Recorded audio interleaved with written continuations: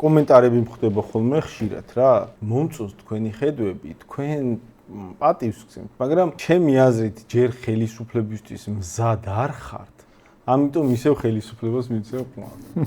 მომისმინეთ კაცო. კი ძალიან მაღალზე ვაფასებ ჩვენ შესაძლებლობებს, მაგრამ თლად პირდაპირ ხელისუფლების მოგების შანსი არ აქვს და მოდი ოპოზიციის რანგში მოგვეცი რაღაცა შევალთ კრიტიკას გავაჟღერებთ, მოუწოდებთ რაღაცა გააკეთოთ. რა თქვენ ჯერ ხელისუფლებას მე მგონი ვერ გაკაჩოთ. ისევ ხელისუფლებას მიცემ ხმა. სხვათა შორის ოპოზიცია არ უნდა ყავდეს. კიდევ ვერ გავიგე რა ხდება. და სტანდარტული ტექსტია.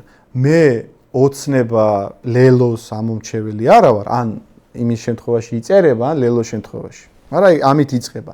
მე ოცნების ამომრჩეველი არა ვარ, მაგრამ კახა მომწონს კალაძე. მე ლელოს ამომრჩეველი არა ვარ, მაგრამ ეს კაი ბიჭი, აი ლელოს და მათი კანდიდატი ვინც არის. აი ეგ რას ნიშნავს? ან ეგ სინამდვილეში შენ მაიმუნობ.